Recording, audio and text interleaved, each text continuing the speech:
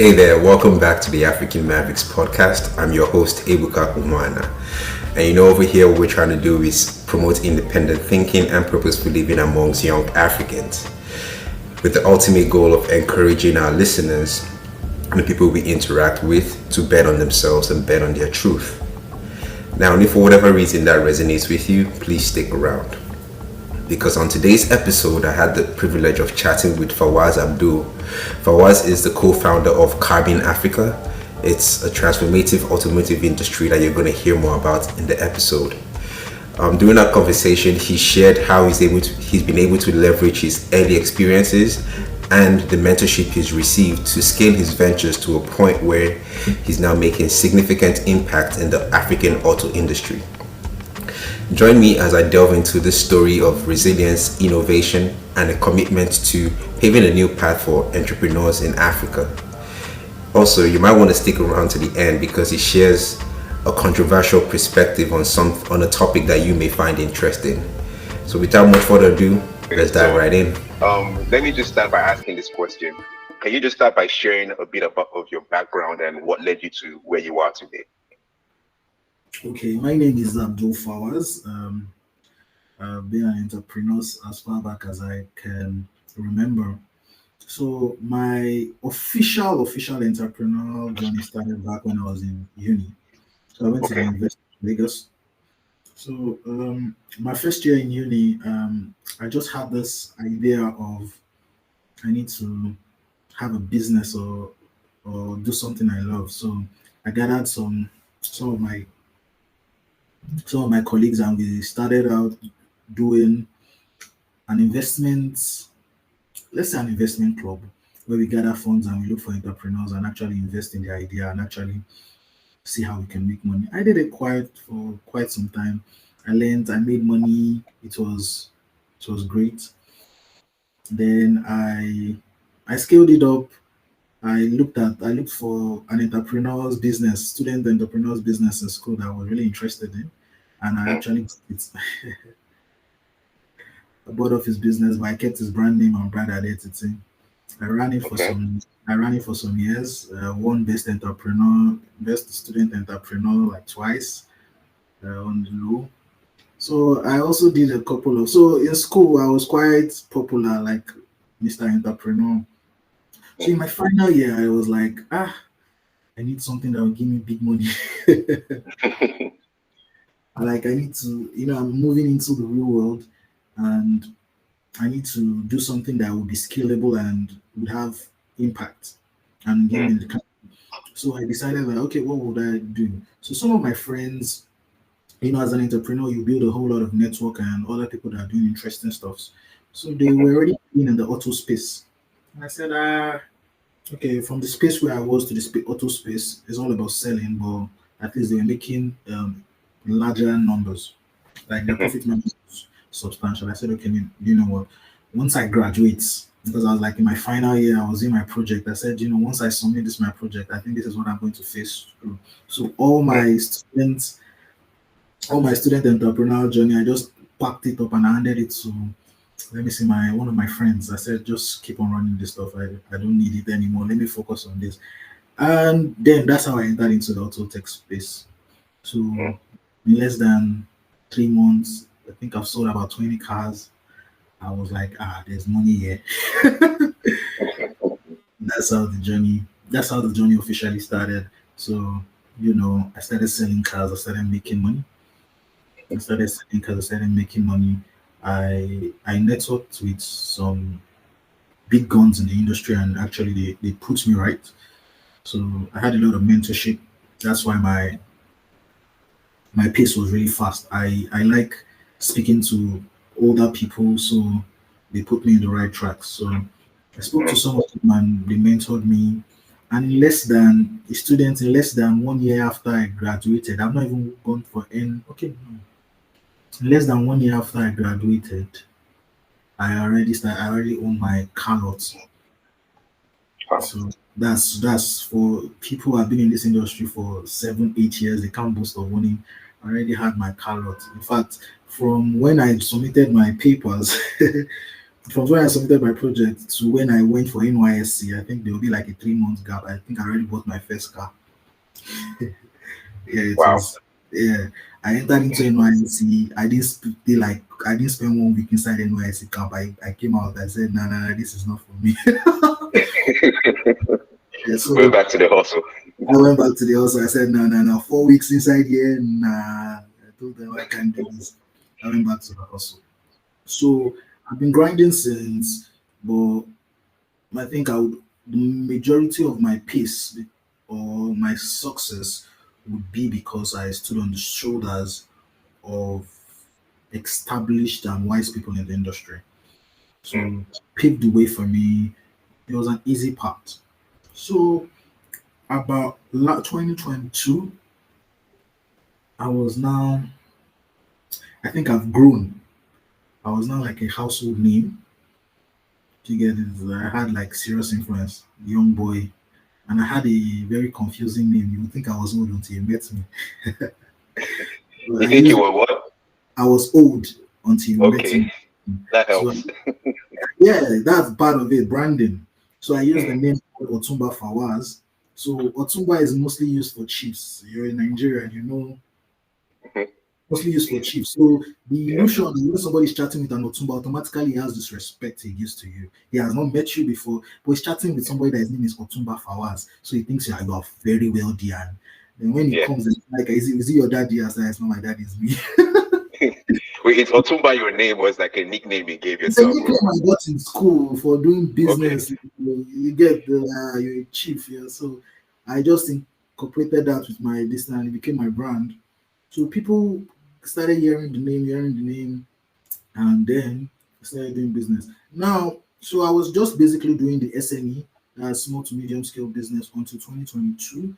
When I sat down, I was like, there's a better way this thing can be done. Do you get it? There's a better way Hmm. this can be done. There's a more scalable way this thing can be done. So it came out of demand. So I had grown my SME to the extent where I had so much demand that I couldn't meet up the supply.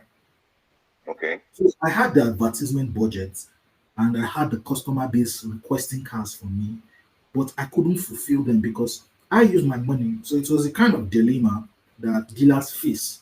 I use my money to buy certain inventories that are available to me. I have a Hmm. very marketing outreach where dealers or customers come out to me to come and they want to buy cars. But then I have to sell the cars that I have actually bought. So once a customer comes, if I don't have it, I have to start looking for it, which they might or they might not buy. So I have to focus on selling actually what I have there. But I Hmm. have customers that are saying I'm not attending to them, or even if I this thing I'm not meeting up to their expectation. So Hmm. there was a chicken and egg problem, and I was like, why isn't there an inventory management platform where every dealer is plugged into a particular platform where every dealer can access to see their inventory? So if I do not have it in my own lot, I can refer the customer to this person's lot and actually earn commission when the customer buys. Hmm. Do you get it? So Yeah. just collate everything and put it on the platform. So if I attract customers, if they don't buy from me, at least I Hmm. have 10,000 people that they can buy from, and I will make sure I earn a commission off that. Hmm.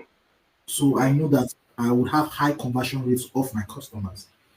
So that Okay. was how Cabin Africa initially started. So the idea cabin, so a bin, then all cars like car bin, like trash bin, so car bin. Okay. Okay. Interesting. So then, Interesting. this solution is since Africa is the largest importer of used cars.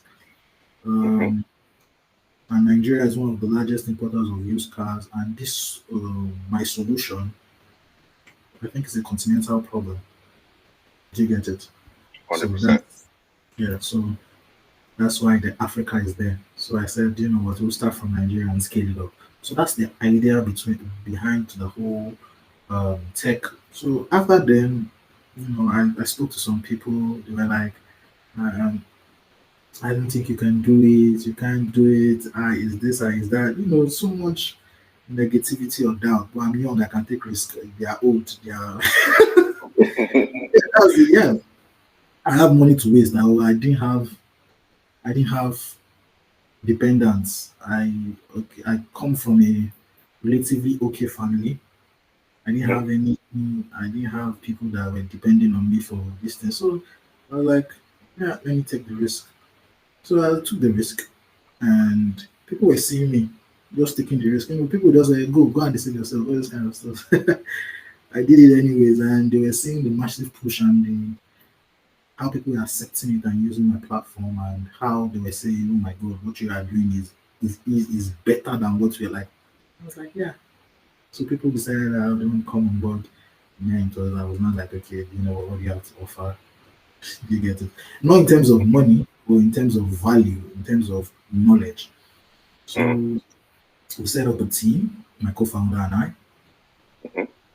and we've been pushing. But definitely the African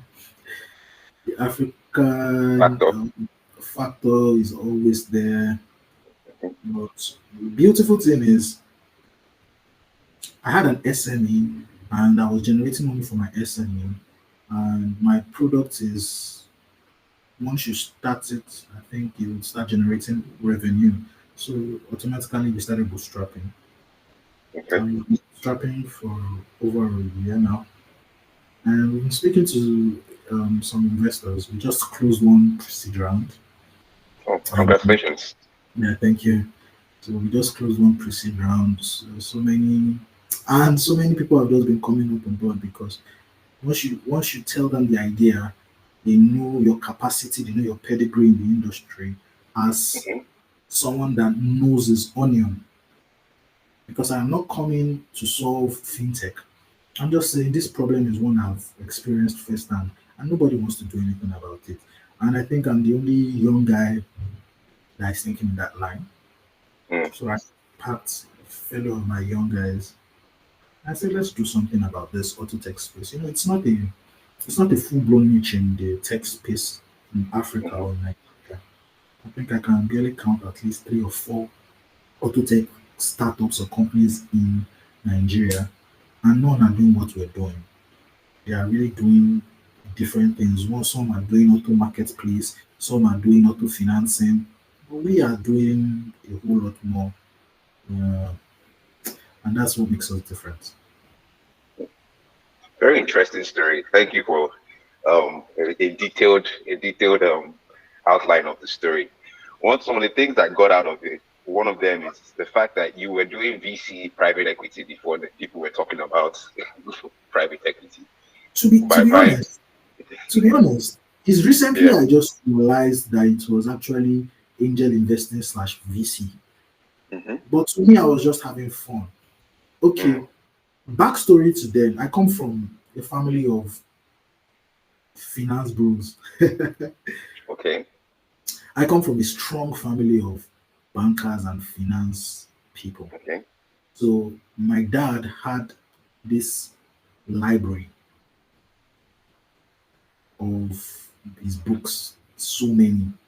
So while I was waiting for my post-UTME admission into Unilag, Mm-hmm. it was even strike. So there was nothing to do at home rather than to read.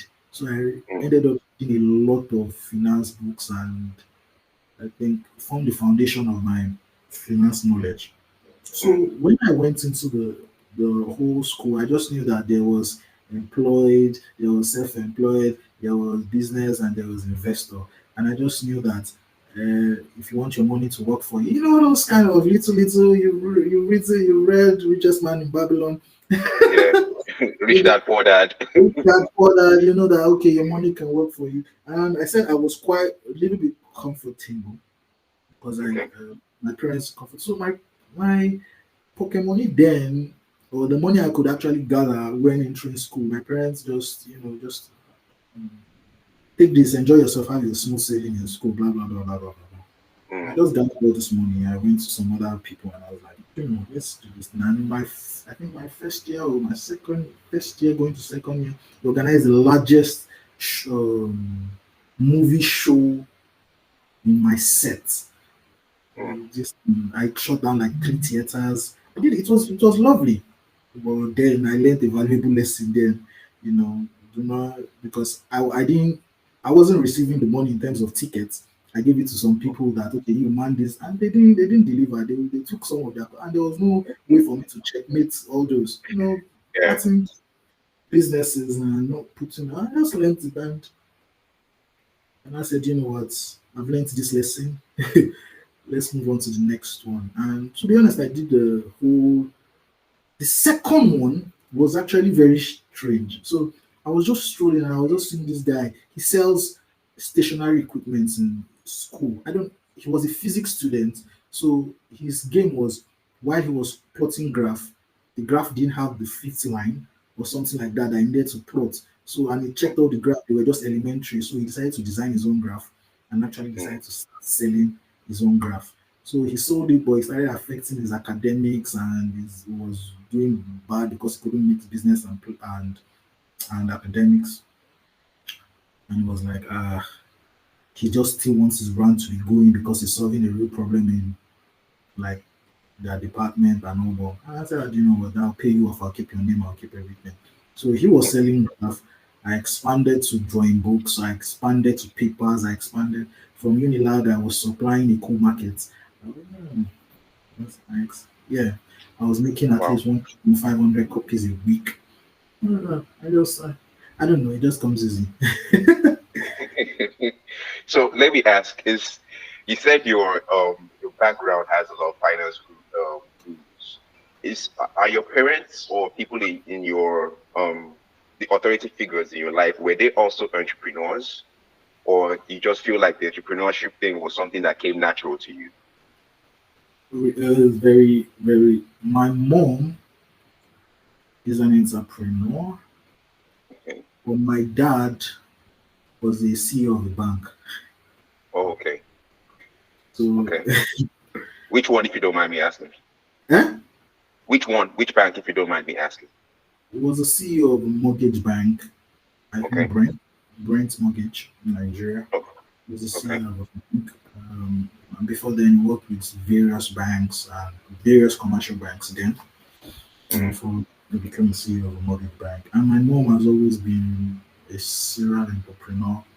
I grew up okay. seeing my mom do a whole lot of business and become successful at that. But I just really feel it wasn't really that. It was just something I knew I wanted. Mm, Because in secondary school, I remember doing several businesses also. I didn't just want to go back at secondary school. In secondary school, I sponsored the football club also. So oh wow. yeah, so I've done some things that if I'm thinking about it now, I'll just be like, yeah, yeah, yeah. So I think my SS3 were hosting this type of premiership, this thing where you would have to actually buy clubs, buy players, all of you contribute money, the winner would. I decided to go into it and do that. I was also trading in electronics, all those iPods, MP3, MP4 in secondary school. Mm, So wow. it's way back. It's way, way back. Like as I can remember, I always knew I had a flair for business. Mm. So what were can you remember like any pivotal moments in your life that like you know put you on this path? Like, okay, I'm actually somebody that's good at this thing. Like, you- Life changing moment. I think that I knew that I'm going to focus on this entrepreneurial part like fully was my IT days. I did industrial training, okay, right? I studied geology in University of Lagos for my I first saw degree. that. Yeah, so I worked in Department of Petroleum Resources (DPR) and I Okay. did an IT there. Those 6 months that I did the IT was one of the worst 6 months of my life. I just knew I never wanted to be in this type of environment. I just knew. Yeah, yeah, I think that was the moment I remember that I just made up my mind that nothing is going to make me enter into this type of environment. It Mm, was not. Some of my colleagues loved it. Do you get it? Some of my colleagues wish they were in my shoes because I think DPR was a big controller in the oil and gas space. Some of them wished, oh my God, if they could work in DPR and blah blah blah. I think God just puts me in that position just to open my eyes that you are no, this is don't do, and I just made up. No, no, no, God, no. So Okay. that was fine. Okay. Interesting. Um. So it seems like from just listening to you, it seems like there's a this whole thing about thinking independent that you embrace. You know, from your secondary school days of investing in a football club to taking the initiative to reading books that in your dad's library to while away time, even up to like starting a business. I mean, using the money that your parents gave you. I know in Nigeria, Unilag, you have money in your pockets. It's not to start business. The common thing is not to start business. The common thing is to go flex and all that. So like, what does independent thinking mean to you? Is that something that you've actually sat down and thought about?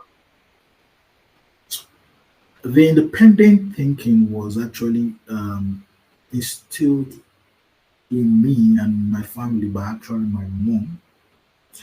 She used to say some things when I was growing up to when I was a teenager that actually shaped the minds of myself, my elder brother, my younger brother. Mm, She would say something like this. She said, "You people have everything you want to have, but if me and your father died today, won't you live your life?" mm, Do you get it? yeah, So she was like, "Yeah, life is good, but it can change any time of sudden, and you have to live your life. You have to mm, fend for yourself. Do you get it?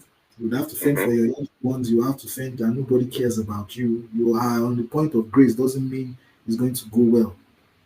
And we will be having a conversation with my mom, and she'll be like, "She can die anytime, or my dad can die anytime. Then what happens to us?" So that's automatically. Sometimes you'll be afraid. "Ah, why would you say something like that?" But as you grow older and she keeps on saying it, and you start realizing, and you start seeing your environment where people lose their dad and this thing, and or their parents, and life isn't smooth for them. You start realizing that. And my dad used to tell me something. He used to say, "Everything he owns is for him, and the only thing he's giving us is education." Yeah, I had very philosophical parents, and he used to also say something that in the gathering of men that own their bikes, that own bicycles, the man that his father gave him a car does not have authority to speak. oh wow, oh wow, that's deep. Very That's deep. philosophical parents. So then another thing, my father now took us away from the life of ease and privilege and took us to stay with our grandma. Not because we were bad children, just because he wanted us to see another aspect of life, and it was the best decision they actually made. Because then from this thing I stayed with my grandma because my grandma was living close to University of Lagos. She was stayed in Mm, Bariga, and Bariga okay. is like rough area.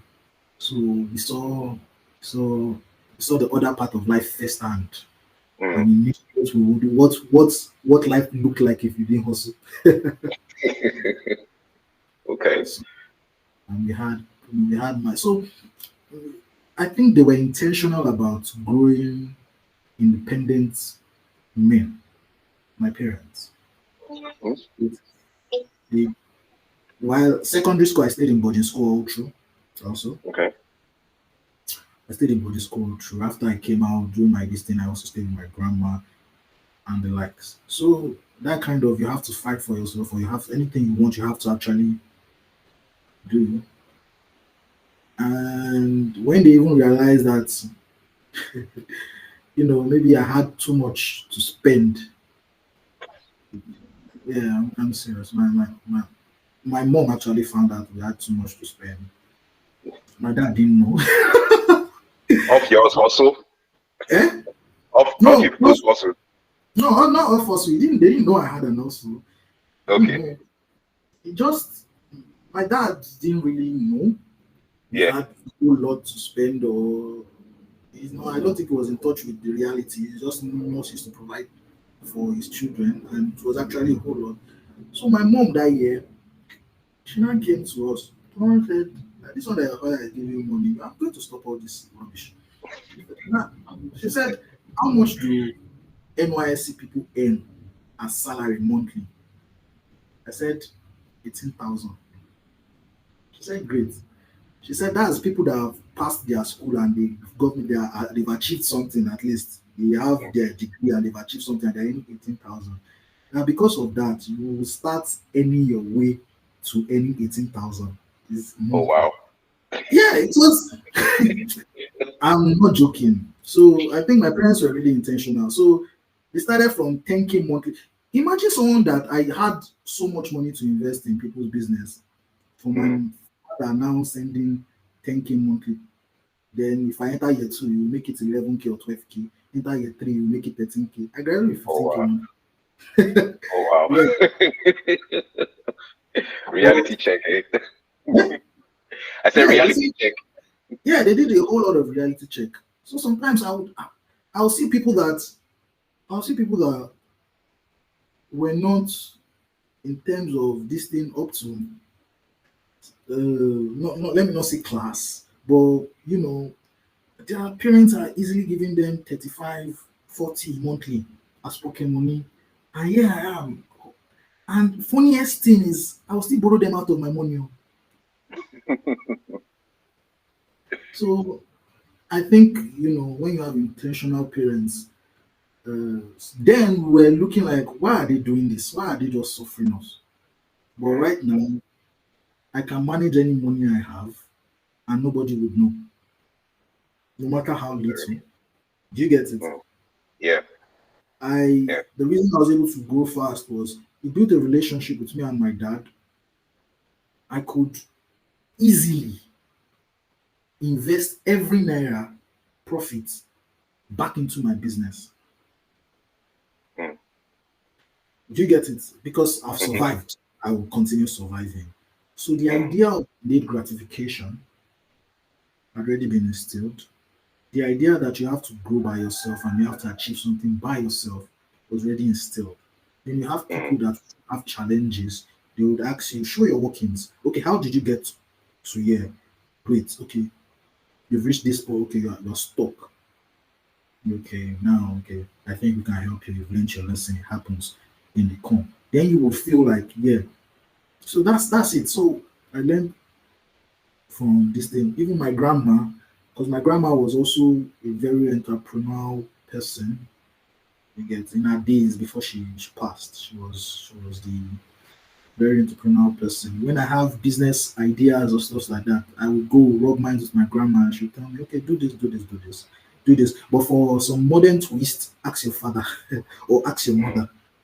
Do Mm. you get it? So Yeah. it was easy for me. If I made excess amount of profits, rather than flexing, I asked what can I do with it? Or how can I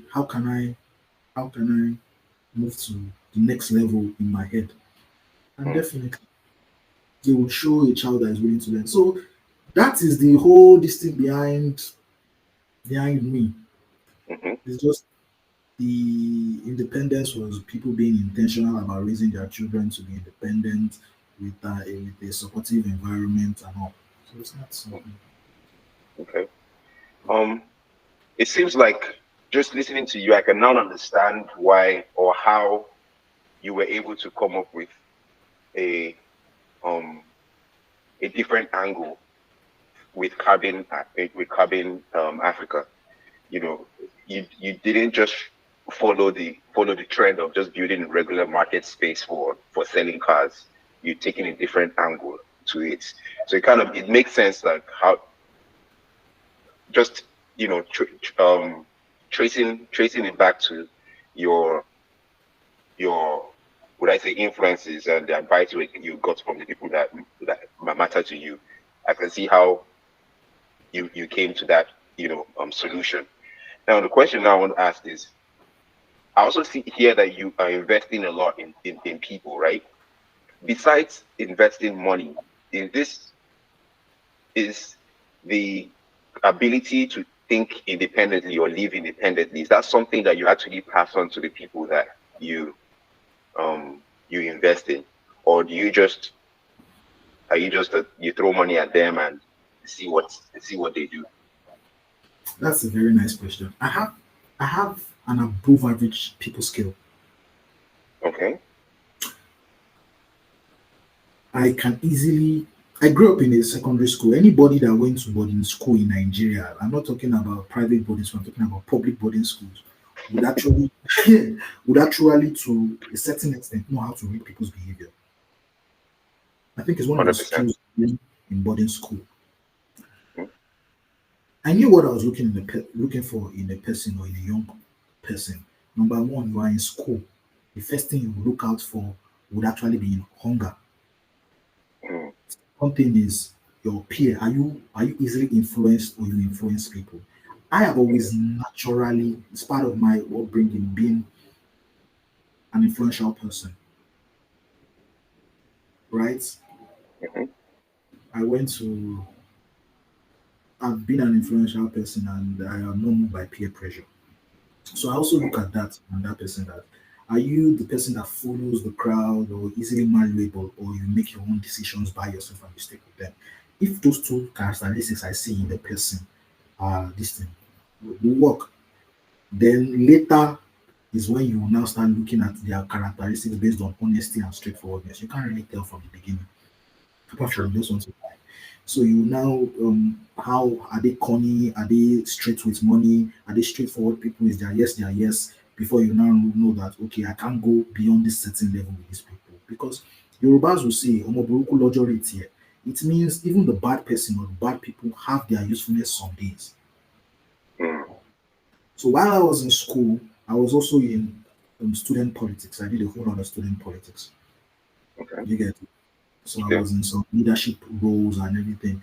So I understand that even the cultists or the bad people that want to harm you, some days are the people that can save you.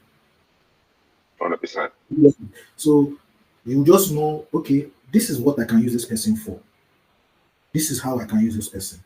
This is the level I can go all the way with this person. So once you've analyzed that, then you would put your money and redeem fit. Mm. Currently, Cabin Africa, there was in 2021. I used to make some stuff on my listing that I would make some people millionaires. Do you get it? Just like Mhm. following the path.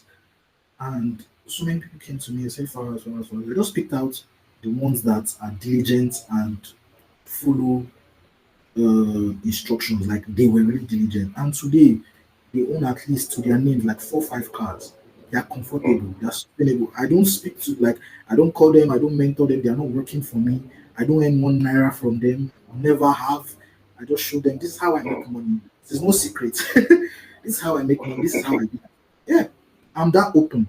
This is how I make money, this is how I do my stuff. And today they are living their lives good. They can take care of their bills and they are also as young as I am. So How old that's are you if you don't mind me asking? I just last month I became 28. 28. Okay. Happy birthday happy belated birthday. Thank you. You Thank actually you. have a very mature presence about you. I Yeah, wouldn't it's have part. thought. I Yeah, wouldn't it's have part. thought. I get that a lot. It's part of the aura. Yeah. That's why it's easy for me to fly with the name Otunga. People used to Yeah. think, yeah, I was pretty young. So when I was like 25, and I was doing stuffs. I've been doing stuffs all through. So know, it's not. Okay. I've had a pretty interesting entrepreneurial journey, but the challenges have also been hectic. I like that you brought challenges up because that was the next set of questions I was going to ask about. So, what are some of the significant challenges you faced personally and um, in running Carbon Africa? Number one, there's also the environment. We have In Nigeria, you will face challenges. There's one particular challenge that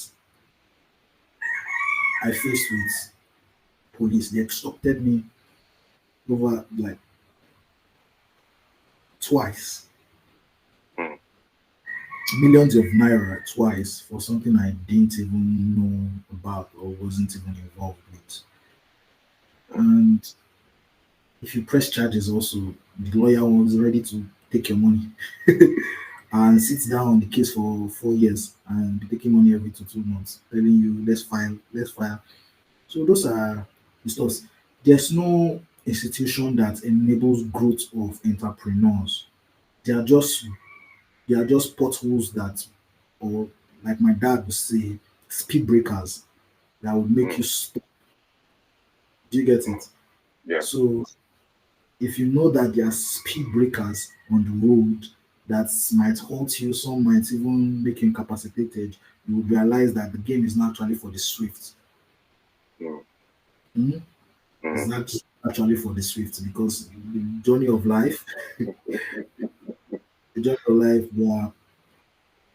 there are speed breakers that will stop you. You might be going fast and everybody thinks, oh, you are the champion or you are the entrepreneur, this thing. There'll just be one speed breaker challenge that you didn't even see coming to just make you capacitated.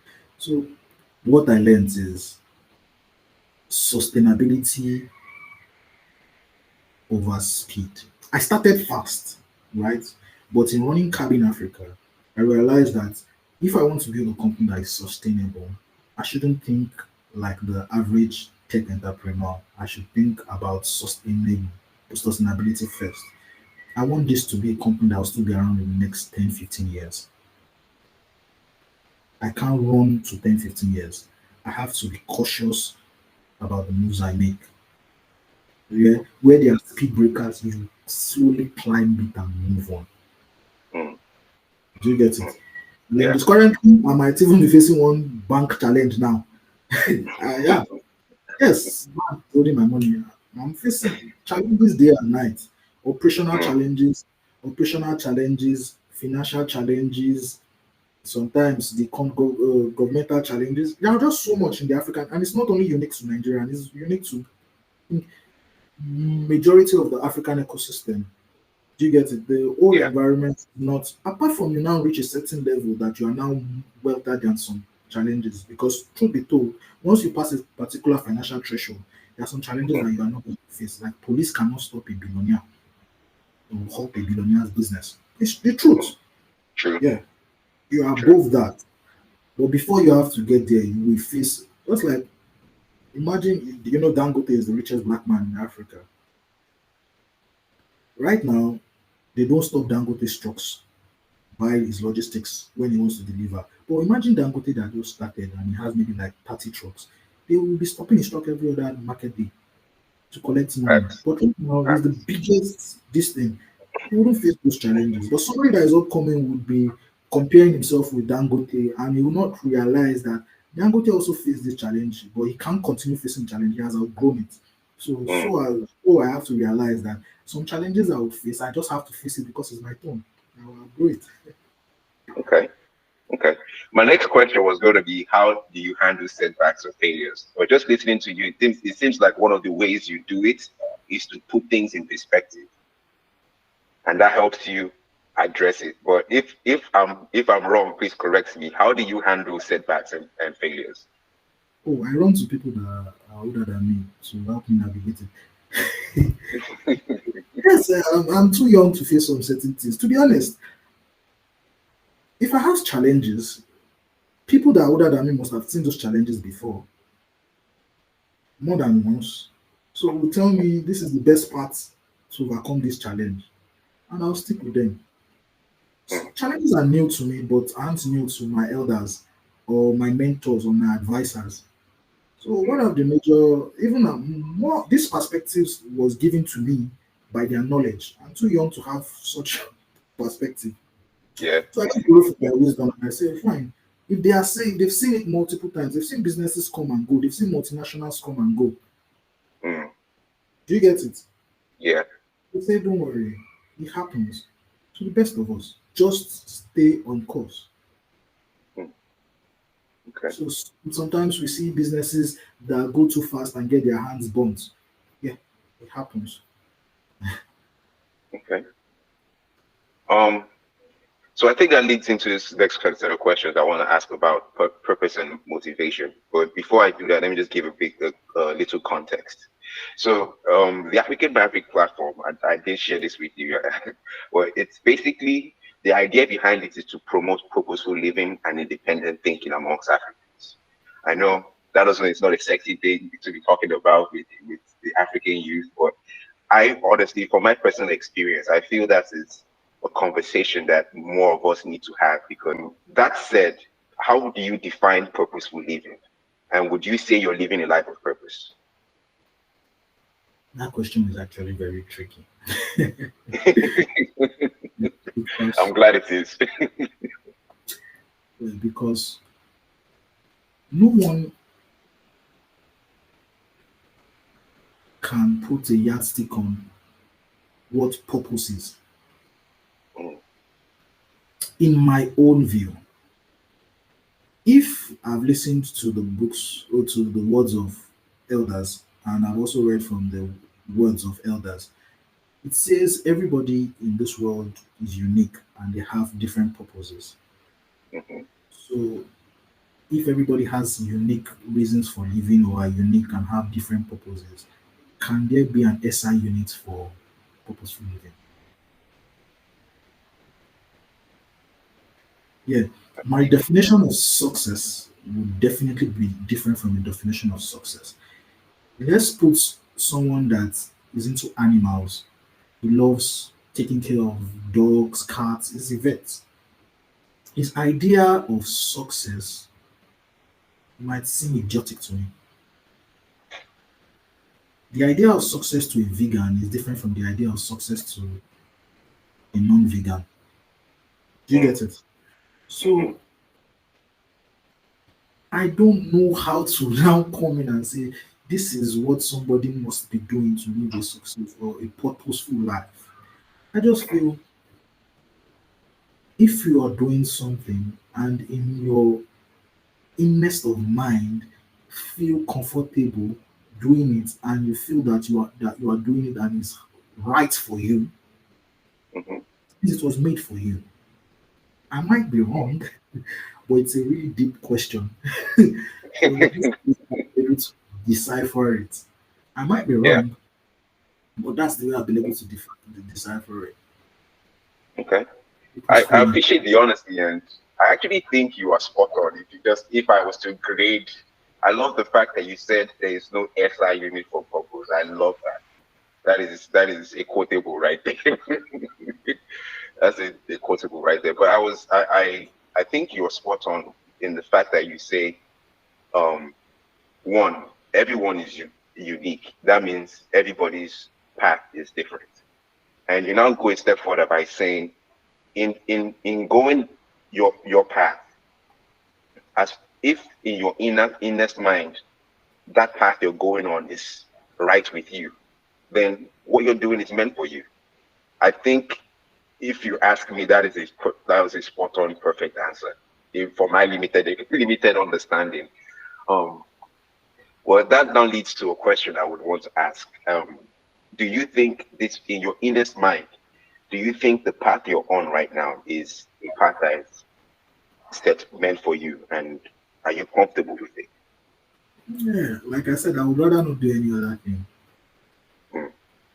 I would rather not do any other thing. I feel, in as much as I face some challenges and this thing, I feel alive when I'm doing something like I'm building for myself. Like it just feels like I'm doing what I'm meant to do. That alone is okay for me. You know, sometimes I did business not because I wanted to make money.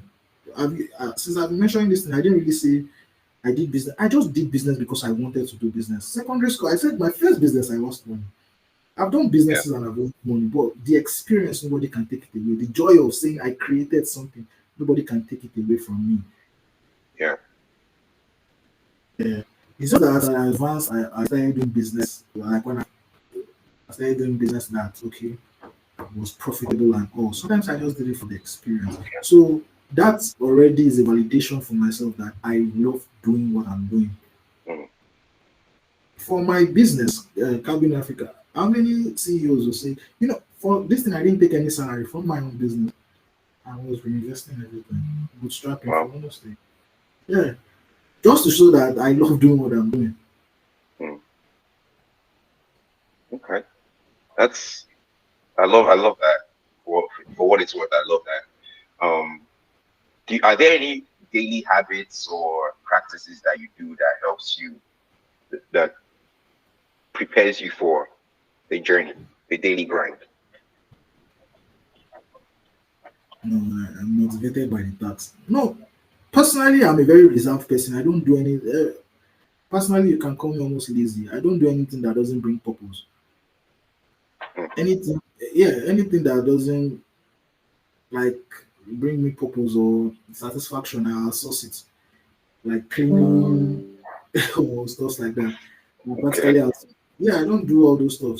But you see, once it's my business and I know I can build it, then I get up doing. But personally, I'm just a chill person. I don't like stress apart from the stress from my business. Then maybe Interesting. once in a while, when I feel I'm a little bit fat or I'm a little bit not in shape, I just go around jog for like 2 3 weeks till I'm back in shape. Continue.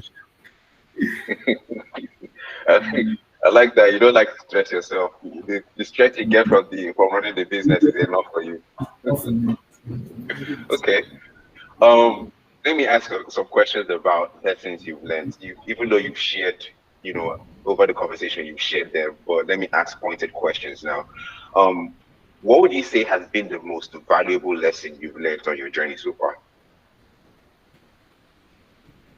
Liquidity is business, number one. You Sorry, could you can repeat that? Liquidity is business. Okay. Okay. Sorry. Number one, you can just do so much by yourself. You can just do so little by yourself. If you want to do something really good, you need people. So I've learned the value of collaboration Mm, because the days you're weak, the person you collaborate might be strong. mm, You get it? So the business keeps on moving. mm, The one man mindset that I am the superpower, I've learned to go about it. Then, secondly, um, pride would not get you money. So ego. Sometimes you'll be like, ego, ego, ego, but you need to learn how to control your ego for you to progress. mm, You need to learn how to control your ego. mm. So then what else again? I've learned a lot though, but I can't, as it comes to my head out. Okay. Well, how was with these lessons, like how was your perspective evolved over time? Like, with, I don't know if, how was your perspective evolved over time? What were some of the things you, just thinking back to younger Otumba Fawaz and the Otumba Fawaz now, like, where would you say there's a significant change in your perspective? And before I was a little bit more flashy. Okay. Now I'm more conservative. Mm, Maybe because I've seen more. When I started, I think I was a little bit more vocal, more flashy. Right now, I think I'm a little more conservative because I've seen that there's no champion forever. Yeah, there's no champion forever.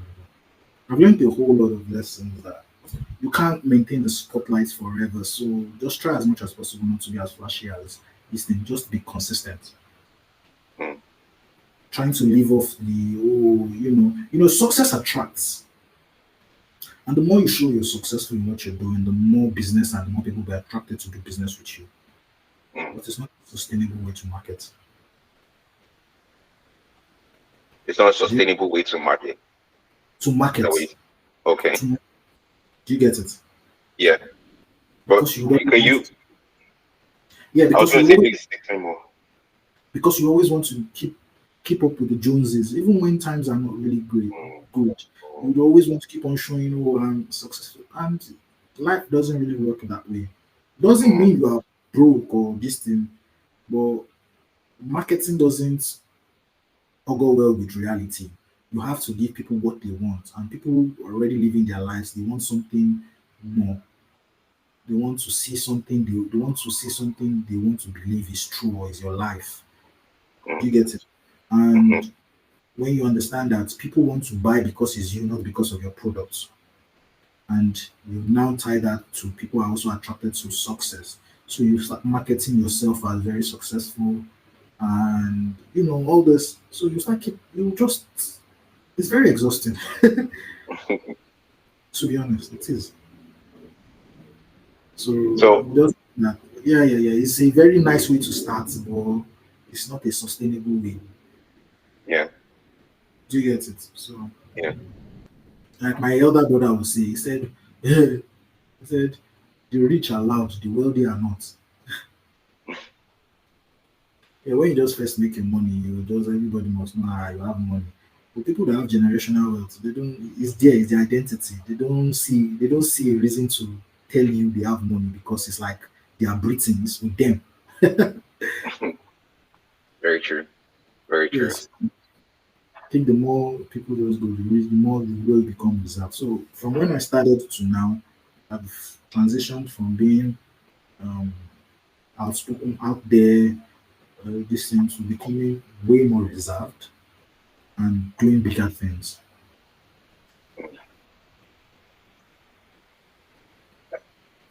Speaking of bigger things, what are what are your goals, or what's a vision for yourself personally and for Carbon Africa and even other businesses that you intend to get involved with in the next maybe 10, 5, 10, 15 years? So everything, because I'm a very everything that I intend to get in the next 5 years, I've already laid the foundation now. I have currently have three companies. I have a real estate company, I have a tech company, I have a car dealership, and I also have a crypto trading business. I won't say it's a company because I've not registered it because the laws in Nigeria tomorrow federal government can put more regulations on it and it's not my business. So I've set up the foundations for it. It's just to grow them. Mm, And my dad used to say something. He said, "Start small, grow big."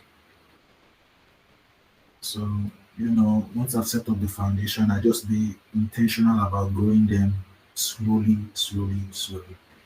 And before you know, I have something substantial and that has passed through the test of time and is generating comfortable income. So then the dream of multiple streams of income is set. okay. Do you how do you envision, just given the context of what we're trying to promote with African Mavericks, which is independent thinking and purposeful living, right? How do you think what you're doing now, like the foundation you set and the where you see yourself going, how do you intend to play a part in that, in inspiring the next generation to do their own thing, think independently, live purposefully? Yes, I do. Currently, after hello, I'm with you. okay, so after what happened in 2020, the Lekki protest, Yeah. I made a conscious decision to not be a bystander and actually have participate in politics. Okay. So it became the youth and student leader for my state, that's Lagos, from the All Progressive Party.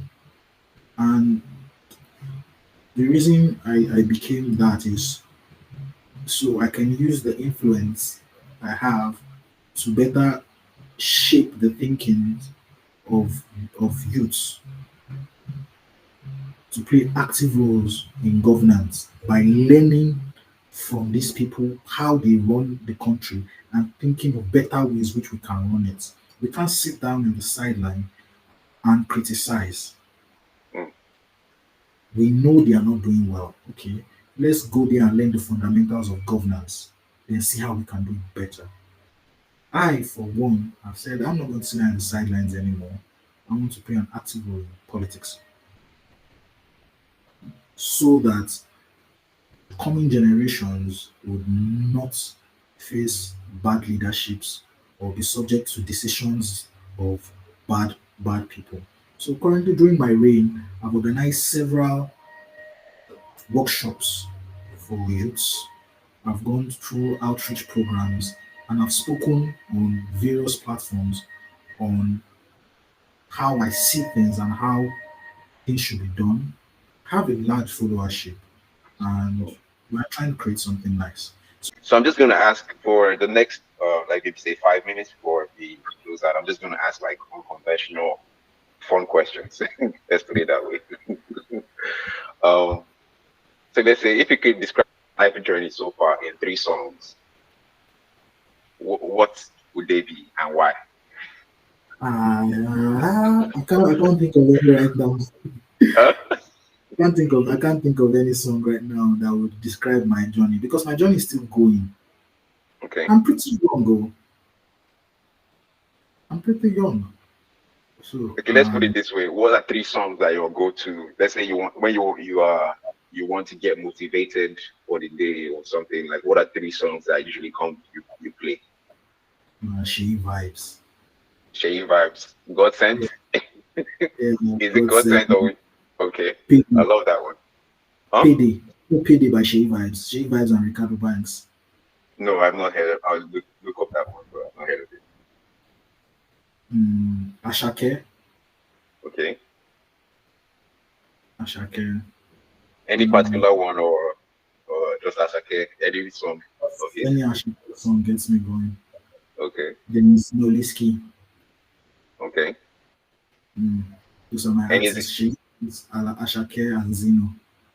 okay, nice, nice.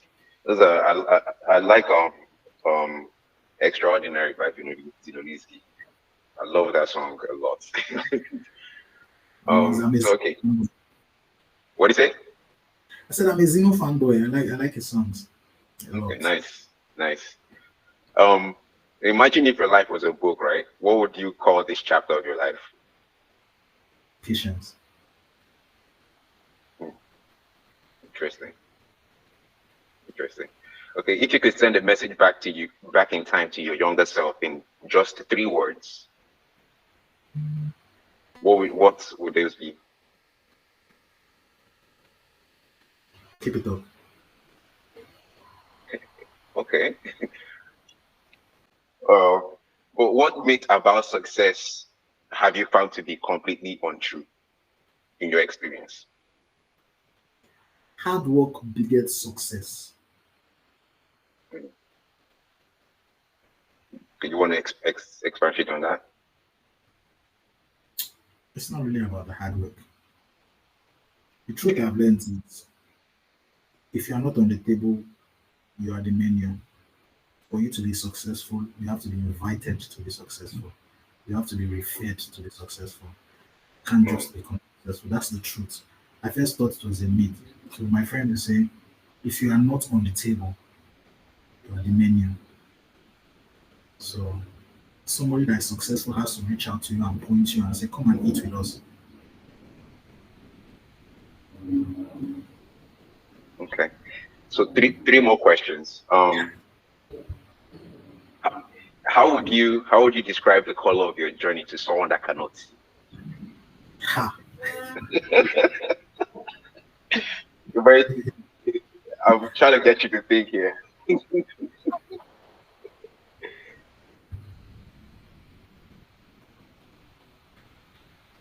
The person that cannot see, does would he know colors? But how would you describe it? Like, just I think I'll just describe it as a road with a long distance road with speed breakers. interesting, interesting. And if you could witness, sorry, no, if your life is a journey, what kind of vehicle are you traveling on this long road with speed breakers? Ah, very dense. Huh? It's a bit Benz. In Benz, bulletproof Benz. Benz, SUV Benz, kind of. Yes, you. Nice, Yeah. nice. Mm. And the last Kind of question. compared to my peers, I kind of had it quite easier than most. Let me be fair. Mhm. Do you get? So I'm not going to disregard that fact that I kind of had it easier than most. Although people also had it easier than I do have it. Yeah, But I kind of had it easier than most. So yeah. you can't give advice to someone that didn't have a starter or didn't have backup. Do you Mm. get it? Mhm. So when they asks me for entrepreneurial advice on how did I, like, my journey is different from yours. I have, God forbid, I thought that God forbid if everything goes sour, I'm not going to still go hungry. I have food to run to. Oh, So I tell them, and they're like, yeah, because imagine me that I have this thing trying to advise somebody that he's hustling from the beginning, has so many people depending on him, his parents are depending on him, his brothers are depending on him, maybe even has a wife, and I'm trying to tell him about entrepreneurial journey and how that would just be me fooling him yeah. because you don't understand him, you don't understand where True, he's coming from. true. So I had it easier than most. I had a very smooth start from Yeah, beginning, but I'm handling life like a man. And whenever there are speed breakers, and I also make friends a lot with elderly people and old people. I rush to them and I say, why is this thing so? I ask a whole lot of questions. And if you know anything about old people, they are always willing to share to people that are genuinely interested. They'll yeah, sit you and you learn. And since me, I don't want to fail, I'll take from their advice because definitely I select the old people I go and meet. yeah. People have track record, people that I'm impressed with their pedigree, people that I would like to be like, will ask them and they'll share. So that's my own distance. So me, I try as much as possible not to give entrepreneurial advice or paint myself like the model entrepreneur or stuff like that. Yeah. I respect that, and I respect the humility in understand in appreciating your story. So there you have it. You've come to the end of the conversation. Pretty insightful one, right? I hope you're able to get some value from it. And if you did, please go ahead and like the video, share your thoughts in the comments, or subscribe to the channel. And most preferably, I'll ask that you share this with a friend, because I believe that's one of the best ways this channel is gonna grow, by word of mouth. So if you got some value, please share this with a friend who you feel would appreciate this video as well and the conversation. And thank you as you do, and until the next time we see, I wish you more life and more blessings.